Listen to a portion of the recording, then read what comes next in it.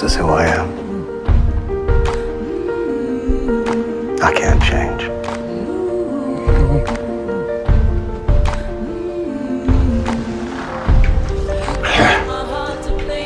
I need you to promise that you'll make sure that my boys leave this place,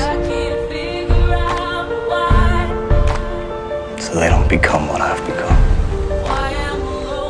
Love you, Daddy.